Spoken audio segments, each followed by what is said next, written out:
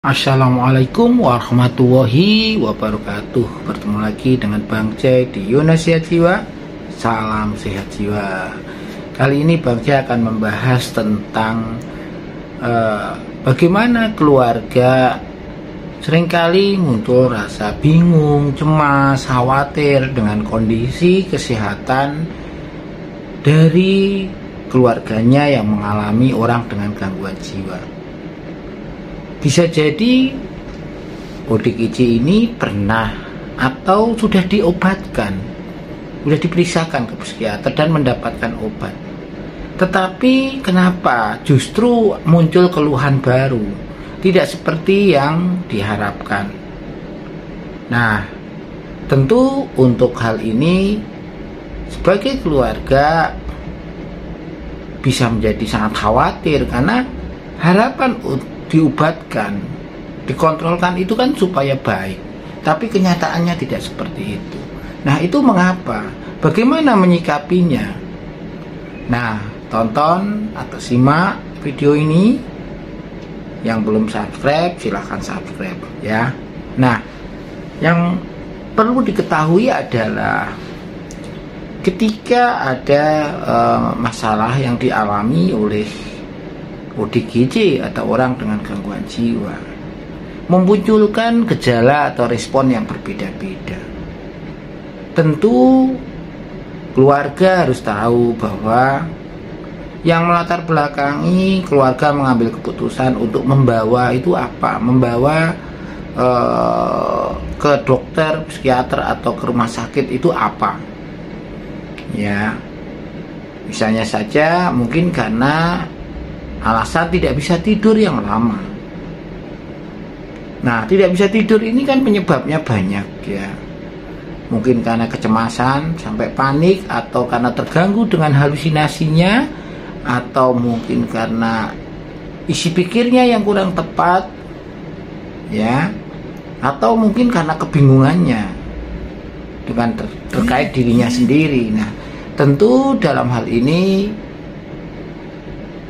tanda yang disampaikan itu atau yang dijumpai itu ada penyebabnya ya, dari apa yang dipikirkan oleh ODGJ, apa yang dirasakan. Nah, sehingga kenapa warga harus mendatangkan pasien itu, ODGJ itu, ke psikiater. Ya, nggak bisa ambil sendiri obatnya, harus diperiksa dulu baru dikasih resep dan obat.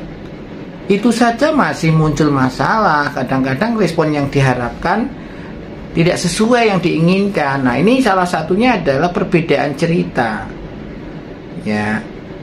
Ketika ada wawancara dengan ODGJ-nya, yang diceritakan itu berbeda dengan kondisi real di rumah seperti apa, sehingga ini akan mempengaruhi dokter dalam meresepkan obat. Makanya kenapa ada namanya pengkajian dari keluarganya? Karena tentu kalau hanya menanyakan ke pasiennya saja, ke ODGJ-nya saja, bisa jadi menjadi berbeda. Apalagi kalau termasuk orang yang manipulatif, orang yang bisa membuat orang lain merasa iba, sehingga bisa jadi mempengaruhi obat yang diberikan. Walaupun keluarga sudah menceritakan kondisi real ya, sehari-harinya, bisa jadi dokter percaya sama pasiennya saja tanpa memperhatikan keterangan dari keluarga. Nah, verifikasi atau validasi data dengan beberapa sumber itu akan bagus, terutama untuk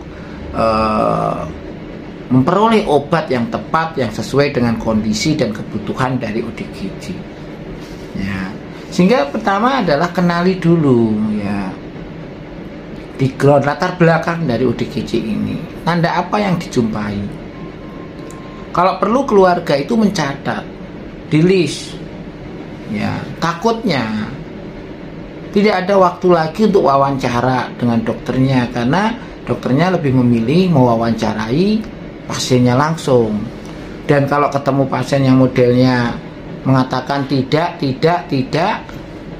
Ya tentu bisa jadi obat yang diminum itu belum sesuai dengan kondisi. Makanya kan konsultasi itu penting ya, atau bicara dengan dokternya itu penting, keluarganya. Nah, kalau sudah dikasih obat, tentu harus mengenal obat yang diminum itu jenisnya obat apa. Ya. Namanya obat apa? Cara minumnya seperti apa? Waktunya minum kapan? Ya. Itu penting sekali supaya kita bisa kontrol. Ya, kadang-kadang sih ada dokter yang punya kesempatan waktu untuk menjelaskan, tapi kadang-kadang karena terlalu banyak pasien tidak sempat menjelaskan secara detail. Nah, bisa minta tolong perawat untuk menjelaskan, itu juga bisa ya.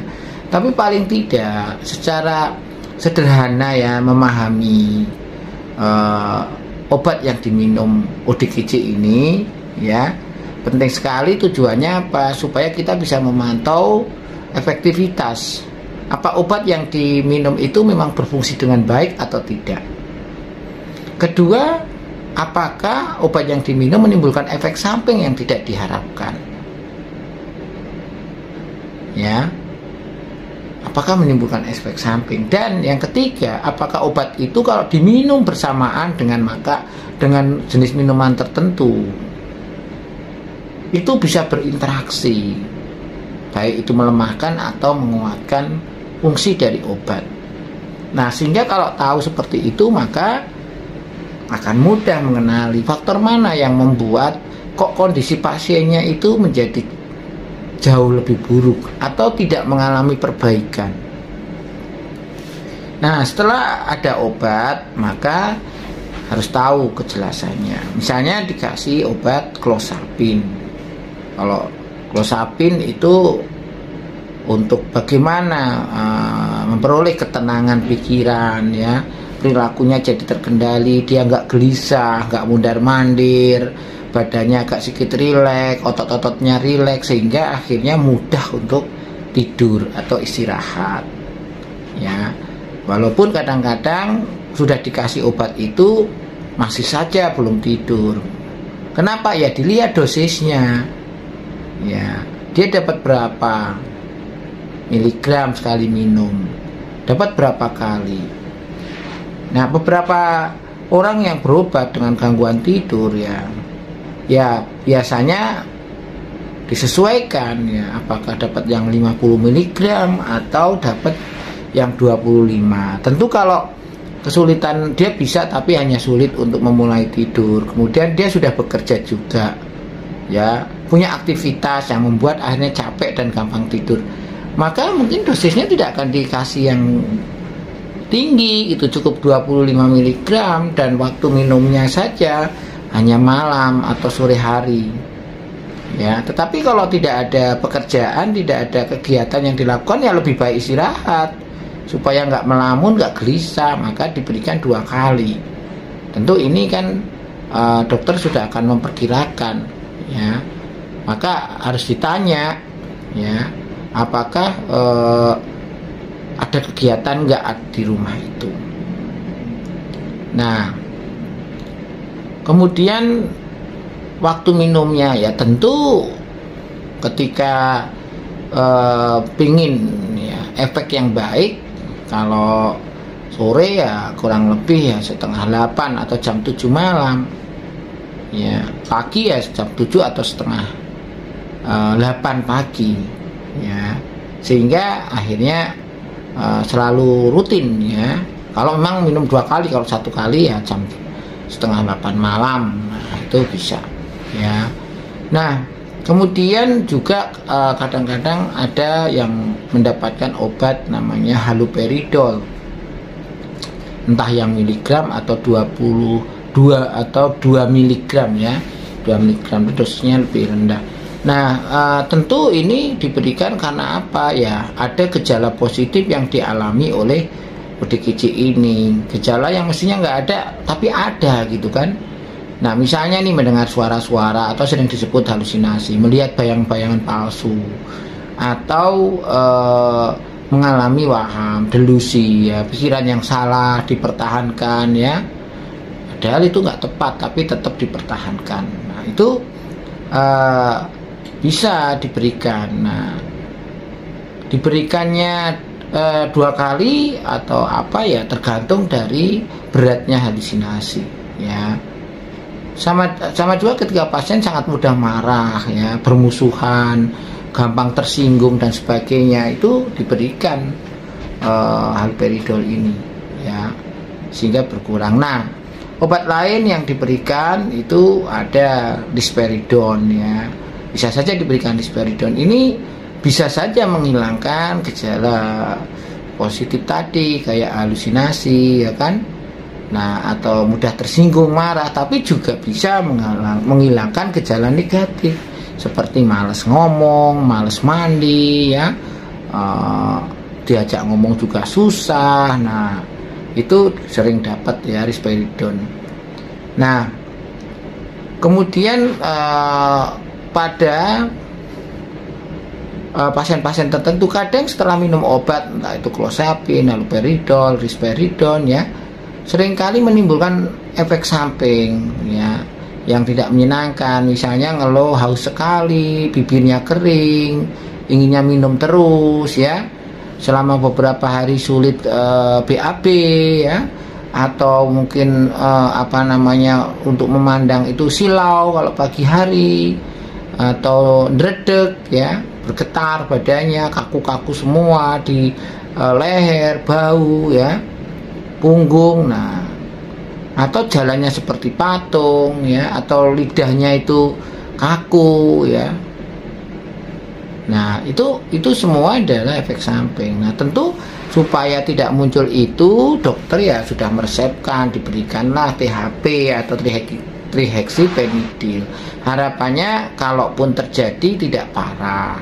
Tapi kalau tidak mengurangi, ya terjadi tanda-tanda ya sampai bahkan matanya melotot, sulit menelan, sesek, ya mau tidak mau harus dibawa ke rumah sakit kalau memang penyebabnya adalah efek samping, ya. Tapi bisa jadi memang kebutuhan obatnya belum sesuai kebutuhannya yang dibutuhkan ODGJ ini, ya. Mestinya kalau seperti itu konsul lagi, periksa lagi supaya dikoreksi, dibetulkan resepnya, ya. Kan sudah diberikan, belum tentu yang diberikan itu pas dengan kebutuhan, makanya harus dievaluasi kalau sudah minum obat, ya. Nah, ketika kita sudah tahu bahwa ketidaknyamanan atau anehnya itu bisa jadi karena efek samping atau enggak. Nah, beberapa kasus itu pasien kadang-kadang minum obat bukannya tambah baik, tambah bingung, tambah mundar-mandir, nggak bisa tenang dan sebagainya. Ya, semakin nggak nyaman, ya ada juga efek samping seperti itu. Nah, sehingga tentu harus diperiksakan lagi, ya. Kemudian juga ketika hasilnya tidak seperti yang kita harapkan, sebenarnya benar-benar diminum nggak sih obatnya itu? Ya harus keluarga harus memantau apakah benar-benar sudah ditelan atau belum. Pas minum obat ya ditungguin sampai tertelan, atau kalau enggak dikasih roti setelah minum obat sehingga dia terpaksa harus menelan roti itu sekaligus obatnya juga keminum. Tapi kalau tidak, karena dia udah bosan minum obat atau nggak tahu, obat itu dilepeh atau dibuang tanpa sepengetahuan keluarga. Makanya ketika minum obat ya harus ditungguin, ya. Nah, terus kemudian kalau obat itu diminum sendiri, apakah sudah sesuai dengan dosisnya? Jangan-jangan nambahin lagi, sehingga bukannya tambah baik, tambah nggak karu-karuan. Efek yang diharapkan itu tidak terjadi, ya. Nah, sehingga harus diperhatikan untuk tata cara minumnya, ya. Nah, kemudian ada beberapa pasien juga sih yang mendapatkan obat mood stabilizer atau obat yang bisa menstabilkan emosi, tapi tidak semua pasien dapat obat ini. Khusus yang mengalami gangguan afektif atau mudah senang banget, mudah gembira banget biasanya dapatnya. Nah, tapi tidak semua. Atau ada ODGJ atau orang dengan gangguan jiwa yang merasa tertekan, sedih berlebihan, ya, kemudian sangat tegang dan kadang sudah muncul pikiran bunuh diri dan sebagainya, maka kalau periksa dokter ya diberikan antidepresan ya.